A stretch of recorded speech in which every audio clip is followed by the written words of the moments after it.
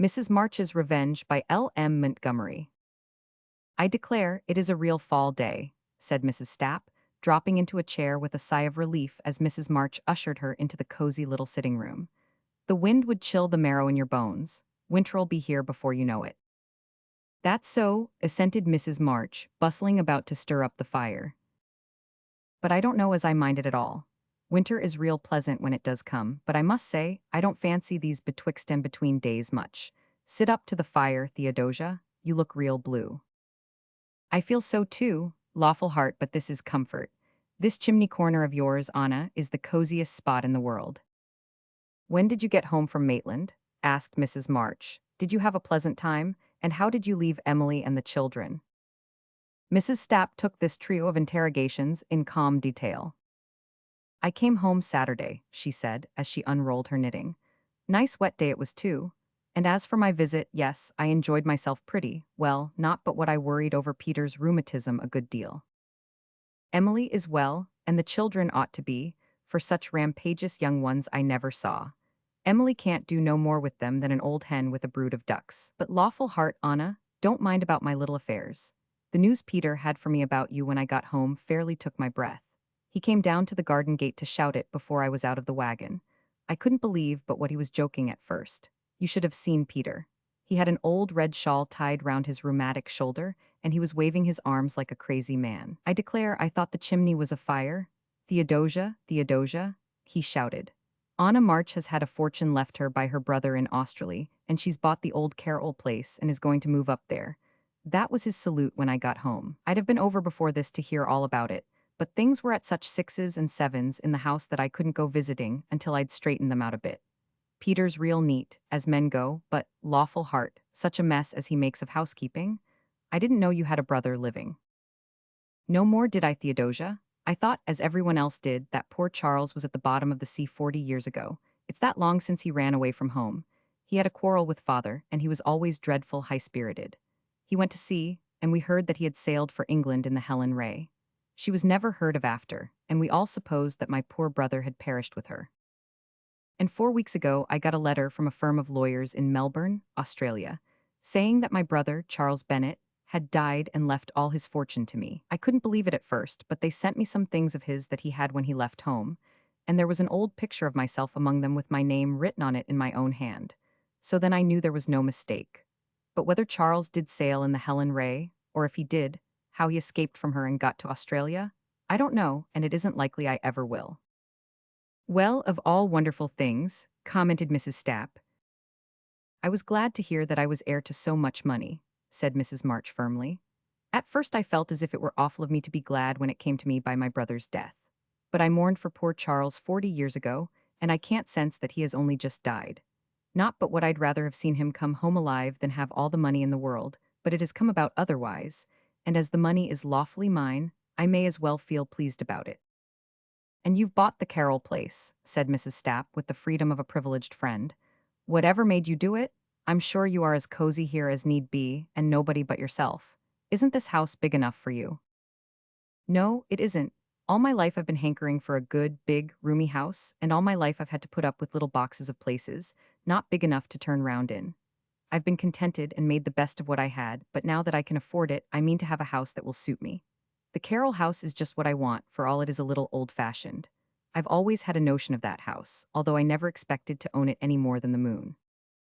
It's a real handsome place, admitted Mrs. Stapp, but I expect it will need a lot of fixing up.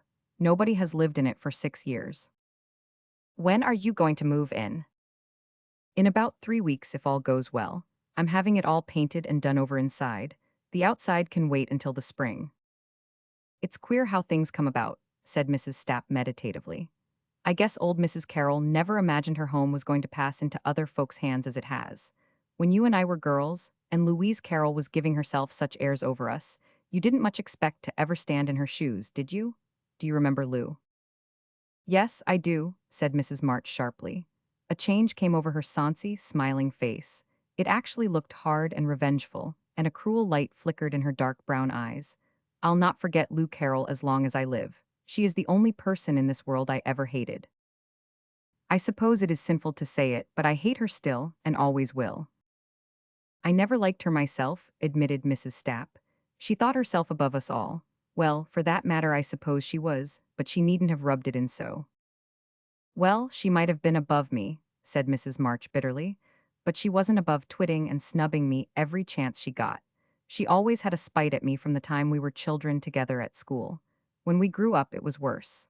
I couldn't begin to tell you all the times that girl insulted me, but there was once in particular, I'll never forgive her for it. I was at a party, and she was there too, and so was that young Trenham Manning who was visiting the Ashleys. Do you remember him, Doja? He was a handsome young fellow, and Lou had a liking for him, so all the girls said.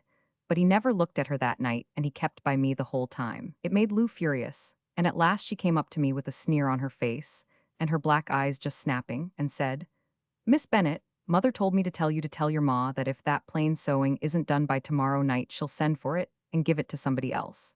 If people engage to have work done by a certain time and don't keep their word, they needn't expect to get it. Oh, how badly I felt. Mother and I were poor and had to work hard, but we had feelings just like other people, and to be insulted like that before Trenham Manning. I just burst out crying then and there and ran away and hid. It was very silly of me, but I couldn't help it. That stings me yet. If I was ever to get a chance to pay Lou Carroll out for that, I'd take it without any compunction. Oh, but that is unchristian, protested Mrs. Stapp feebly. Perhaps so, but it's the way I feel. Old Parson Jones used to say that people were marbled good and bad pretty even, but that in everybody there were one or two streaks just pure wicked. I guess Lou Carroll is my wicked streak. I haven't seen or heard of her for years, ever since she married that worthless Dency Baxter and went away. She may be dead for all I know. I don't expect ever to have a chance to pay her out. But mark what I say, Theodosia, if I ever have, I will. Mrs. March snipped off her thread, as if she challenged the world. Mrs. Stapp felt uncomfortable over the unusual display of feeling she had evoked, and hastened to change the subject. In 3 weeks' time, Mrs. March was established in her new home, and the old Carroll house blossomed out into renewed splendor. Theodosia Stapp, who had dropped in to see it, was in a rapture of admiration. You have a lovely home now, Anna. I used to think it fine enough in the Carrolls' time, but it wasn't as grand as this. And that reminds me, I have something to tell you, but I don't want you to get as excited as you did the last time I mentioned her name. You remember the last day I was to see you we were talking of Lou Carroll? Well, next day I was downtown in a store, and who should sail in but Mrs. Joel Kent from Oriental. You know Mrs. Joel, Sarah Chapel that was. She and her man keep a little hotel up at Oriental. They're not very well off. She is a cousin of old Mrs. Carroll, but, lawful heart, the Carrolls didn't used to make much of the relationship. Well, Mrs. Joel and I had a chat. She told me all her troubles, she always has lots of them. Sarah was always of a grumbling turn, and she had a brand new stock of them this time. What do you think, Anna March? Lou Carroll, or Mrs. Baxter, I suppose I should say, is up there at Joel Kent's at Oriental, dying of consumption. Leastwise, Mrs. Joel says she is. Lou Carroll dying at Oriental, cried Mrs. March. Yes, she came there from goodness knows where, about a month ago. Might as well have dropped from the clouds, Mrs. Joel says, for all she expected of it. Her husband is dead, and I guess he led her a life of it when he was alive, and she's as poor as second skimmings. She was aiming to come here, Mrs. Joel says, but when she got to Oriental she wasn't fit to stir a step further, and the Kents had to keep her. I gather from what Mrs. Joel said that she's rather touched in her mind too, and has an awful hankering to get home here, to this very house. She appears to have the idea that it is hers, and all just the same as it used to be. I guess she is a sight of trouble, and Mrs. Joel ain't the woman to like that. But there, she has to work most awful hard, and I suppose a sick person doesn't come handy in a hotel. I guess you've got your revenge, Anna, without lifting a finger to get it. Think of Lou Carroll coming to that. The next day was cold and raw. The ragged, bare trees in the old Carroll grounds shook and writhed in the gusts of wind. Now and then a drifting scud of rain dashed across the windows. Mrs. March looked out with a shiver and turned thankfully to her own cozy fireside again. Presently she thought she heard a low knock at the front door, and went to see. As she opened it, a savage swirl of damp wind rushed in, and the shrinking figure leaning against one of the fluted columns of the Grecian porch seemed to cower before its fury. It was a woman who stood there, a woman whose emaciated face wore a piteous expression, as she lifted it to Mrs. March. "You don't know me, of course," she said, with a feeble attempt at dignity. "I am Mrs. Baxter. I used to live here long ago. I thought I'd walk over today and see my old home." A fit of coughing interrupted her words, and she trembled like a leaf. Gracious me, exclaimed Mrs. March blankly. You don't mean to tell me that you have walked over from Oriental today, and you a sick woman. For pity's sake, come in quick, and if you're not wet to the skin. She fairly pulled her visitor into the hall and led her to the sitting room. Sit down, take this big easy chair right up to the fire, so. Let me take your bonnet and shawl. I must run right out to tell Hannah to get you a hot drink. You are very kind, whispered the other. I don't know you, but you look like a woman I used to know when I was a girl. She was a Mrs. Bennett, and she had a daughter, Anna. Do you know what became of her? I forget everything now. My name is March, said Mrs. March briefly, ignoring the question. I don't suppose you ever heard it before. She wrapped her own warm shawl about the other woman's thin shoulders. Then she hastened to the kitchen and soon returned, carrying a tray of food and a steaming hot drink. She wheeled a small table up to her visitor's side and said, very kindly, now, take a bite, my dear, and this raspberry vinegar will warm you right up. It is a dreadful day for you to be out. Why on earth didn't Joel Kent drive you over? They didn't know I was coming, whispered Mrs. Baxter anxiously. I ran away. Sarah wouldn't have let me come if she had known, but I wanted to come so much. It is so nice to be home again. Mrs. March watched her guest as she ate and drank. It was plain enough that her mind, or rather her memory, was affected. She did not realize that this was no longer her home. At moments she seemed to fancy herself back in the past again. Once or twice she called Mrs. March mother. Presently a sharp knock was heard at the hall door. Mrs. March excused herself and went out. In the porch stood Theodosia Stapp, and a woman whom Mrs. March did not at first glance recognize, a tall, aggressive-looking person, whose sharp black eyes darted in past Mrs. March and searched every corner of the hall before anyone had time to speak. Lawful heart, puffed Mrs. Stapp as she stepped in out of the biting wind. I'm right out of breath. Mrs. March, allow me to introduce Mrs. Kent, we're looking for Mrs. Baxter. She has run away, and we thought perhaps she came here, did she? She is in my sitting room now, said Mrs. March quietly.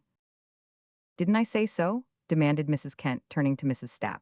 She spoke in a sharp, high-pitched tone that grated on Mrs. March's nerves. Doesn't she beat all? She slipped away this morning when I was busy in the kitchen.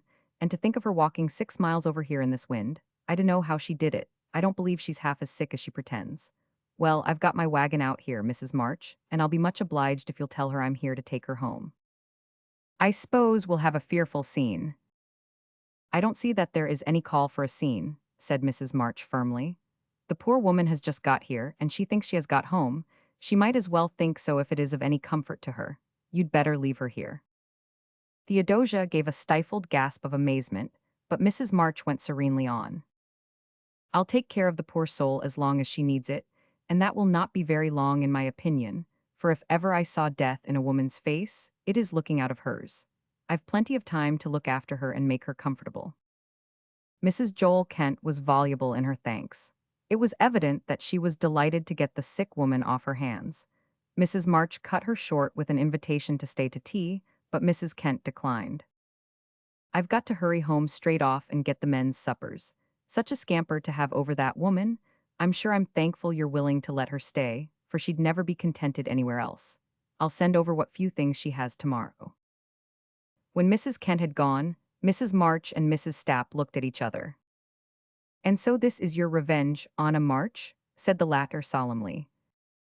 Do you remember what you said to me about her? Yes, I do, Theodosia, and I thought I meant every word of it. But I guess my wicked streak ran out just when I needed it to depend on. Besides, you see, I've thought of Lou Carroll all these years as she was when I knew her, handsome and saucy and proud. But that poor creature in there isn't any more like the Lou Carroll I knew than you are, not a mite. The old Lou Carroll is dead already, and my spite is dead with her. Will you come in and see her? Well, no, not just now. She wouldn't know me, and Mrs. Joel says strangers kind of excite her. A pretty bad place the hotel would be for her at that rate, I should think. I must go and tell Peter about it, and I'll send up some of my black currant jam for her. When Mrs. Stapp had gone, Mrs. March went back to her guest. Lou Baxter had fallen asleep with her head pillowed on the soft plush back of her chair. Mrs. March looked at the hollow, hectic cheeks and the changed, wasted features, and her bright brown eyes softened with tears. Poor Lou, she said softly, as she brushed a loose lock of gray hair back from the sleeping woman's brow.